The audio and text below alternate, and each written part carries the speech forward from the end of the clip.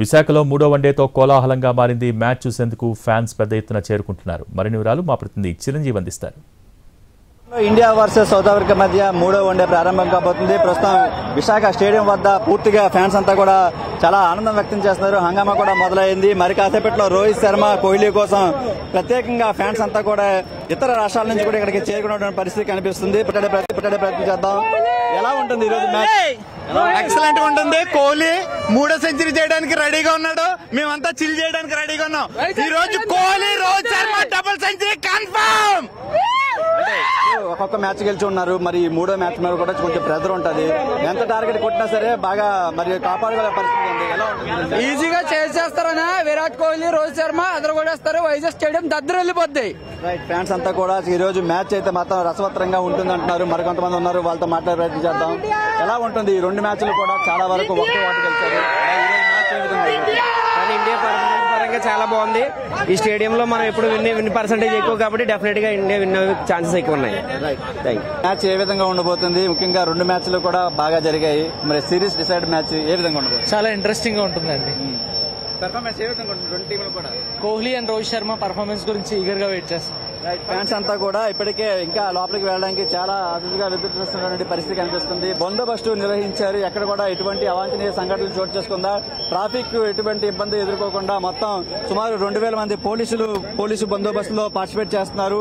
Ticketing విధానం నుంచి అంతా కూడా ఈసారి కొత్తగా ఏదైతే ఫ్రీ సీటింగ్ అంతా కూడా అంటే నెంబరింగ్ లేకుండా మొదట ఎవరో వెళ్తారో వాళ్ళందరికీ కూడా మొదట కూర్చునే అవకాశం ఉంటుంది. కాబట్టి 3 గంటల ముందు నుంచే మ్యాచ్ కి సంబంధించి అందరినీ కూడా గ్రౌండ్ లోకి అలౌ చేస్తున్నటువంటి పరిస్థితి కనిపిస్తుంది. మరోవైపు చూస్తున్నాం ఇప్పటికే 2 మ్యాచ్లు కూడా హోరహోరగా జరిగాయి. ఇక విశాఖ స్టేడియం టీమిండియాకు కలిసి వచ్చే స్టేడియం కాబట్టి ఖచ్చితంగా ఇక్కడ మా ఇండియానే గెలుస్తుందని చెప్పి ప్రిడిక్షన్ చేస్తున్నటువంటి పరిస్థితి మనం చూస్తున్నాం. దీనికి సంబంధించి మరోవైపు పోలీసులు కూడా ఉన్నారు, వాళ్ళతో కూడా మాట్లాడే ప్రయత్నం చేద్దాం. ఎటువంటి బందోబస్తు ఏర్పాటు చేయడం జరిగింది? ఇప్పటికే మాకు ఇక్కడ గేట్ నెంబర్ 15 నుంచి 19 వరకు అండి బందోబస్తు అంతా కూడా బాగా ఉదయం నుంచి కూడా 9 గంటల నుంచి కూడా పక్కాగా బందోబస్తు చెక్ చేసి ఏ సెల్ ఫోన్ తప్ప మిగతా ఏ వస్తువు కూడా లోపలికి ఎల్లో చేయటం లేదు.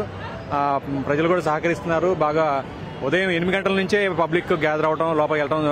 లోపలికైతే 10:30 నుంచి అలో చేశారు. Present no incidents.